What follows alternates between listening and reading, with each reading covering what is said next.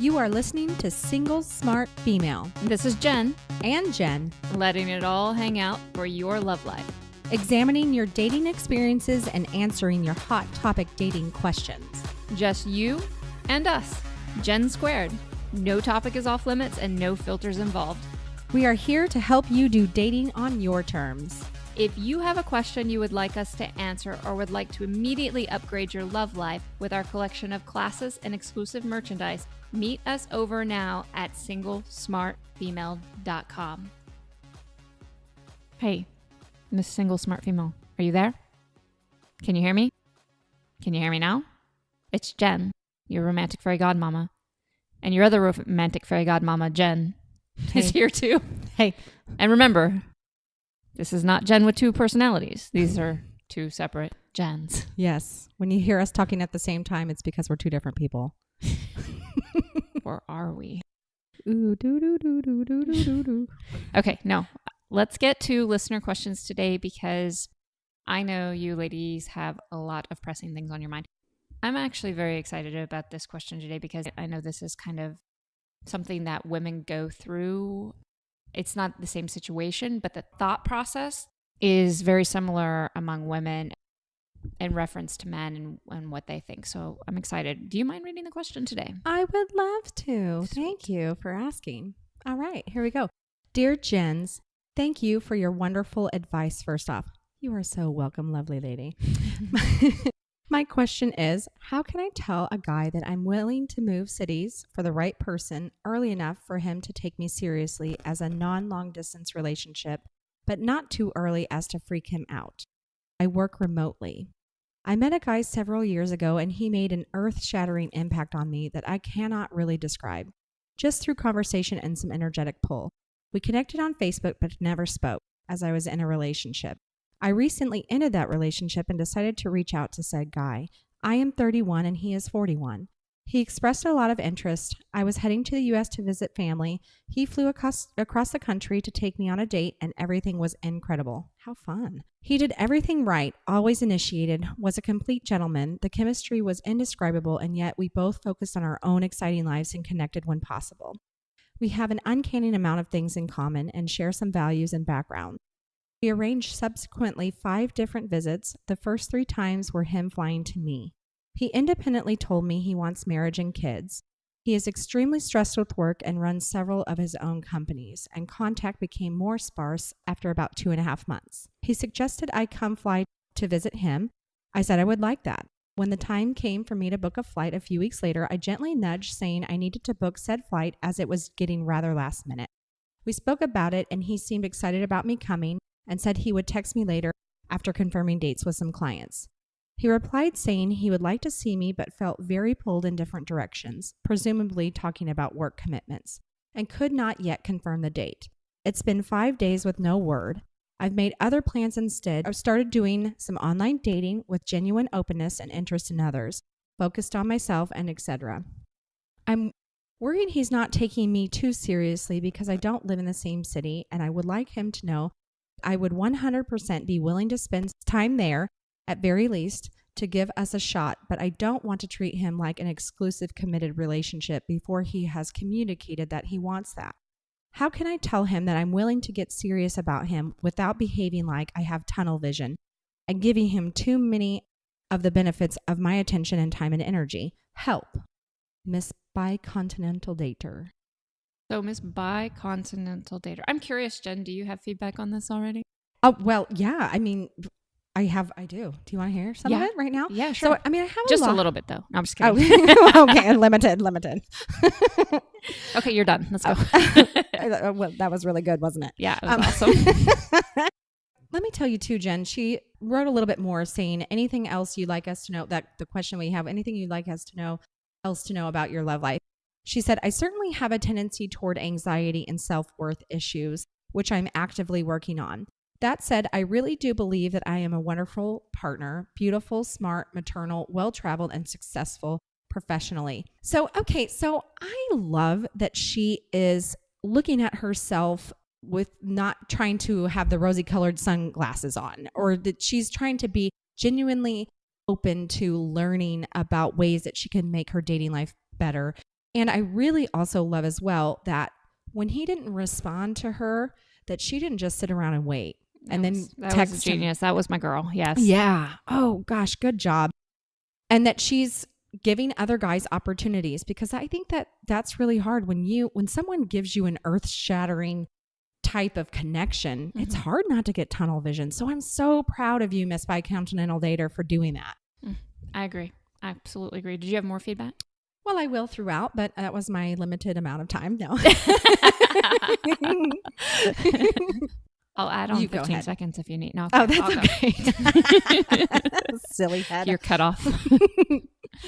You're done. You're just done. Okay. So Miss Bicontinental Dater, what Jen said, I'm glad she started with, because it was fantastic. I think it's important for us to recognize as women, especially when somebody doesn't end up scheduling with you, because that does happen. We all know that as women. Somebody will say, oh, I want to do this, and then all of a sudden the guy doesn't schedule for whatever reason. You were brilliant, being the adored woman that you are.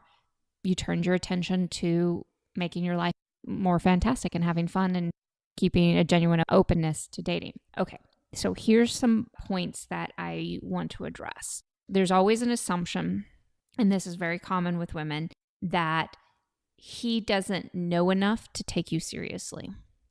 And sometimes that is the case. Sometimes. And I'm going to tell you how to address that in a minute, but I want not just you, Miss Bicontinental Dater, but I want most women to understand that that's not the case most of the time. That's really important to understand, that the fact that he was doing what he could to fly to see you and all that other stuff, what's going on right now has more to do with him than to do with what he believes about you at this point. Okay. He wouldn't be flying places if he is not considering you for longer term potential. Guys, they don't do that if they don't see potential long term, even if it's just a mustard seed right now of potential. They just don't do that. So what I know, I said this is more about him and what's going on, but I actually always encourage women to make this about them, meaning regardless of what's going on with him, don't worry about so much. I'm going to tell you how to communicate with him in just a second, but don't worry so much about him, as I want you to understand that so far he may very well indeed be your forever man, but the opportunity right now is in understanding that he's already handed you a gift of feeling that way. Make sure you don't narrow it down and think that that's the only man that could ever make you feel that way. That's actually, you've been introduced to something. Whether it ends up being with him, it means it's possible. So it could very well be with him. It could very well been you've just been introduced to this feeling for the first time, and there's somebody else coming into the picture. I like that you're keeping open, but I also hear a hint of, even though you didn't say it, there's still a hint there of, hey, especially because when you say I want him, he's probably not taking me seriously because I'm long distance, even though he's already made these efforts to see you. There's that hint of, I won't be able to experience this again with somebody else. That is incredibly important to recognize. And this is where our discipline comes in. And you've already engaged in some of that discipline, but it's really important to engage in that discipline. The idea of, if it's not him, it was a nice, beautiful, wonderful introduction, and it is coming to me, that same feeling, it just might not be with him specifically. Does that make sense to you, Jen, when I say that? Absolutely, it does. Okay. I want to make sure I'm being very, very clear. Now, do I have a problem with you telling him that you would be interested in traveling to see him? No, I don't have a problem with him. I don't think it's very necessary yet, because I don't think he's not taking you seriously. I think he is legit. He's got a lot going on. He didn't feel like he could dedicate the time and attention to you. Those kind of things. So if you want to, send him a message that says, just in case it's unclear, I don't think it is, but just in case it's unclear, I have had so much fun getting to know you, and I would like to continue that process. When you feel like you can come up for air, let me know and we'll schedule playtime. I like that. Do you? Yeah. Okay. It sounds really cute. Yeah. Yeah. And it's fun. So you basically, what you've done is you've shared an intense interest in him.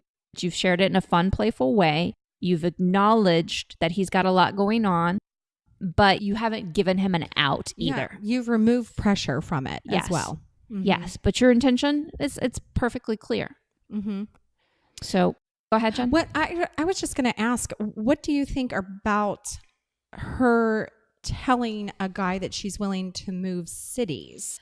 And I guess we could say just in general, or this guy in particular. Like in this, I don't think she needs to say it yet, Yeah. honestly. Now, would she be completely off by saying it? No.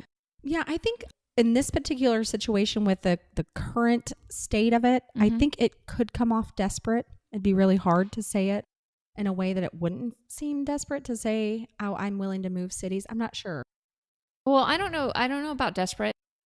No, I don't know. I don't know how I feel about the desperate part of it.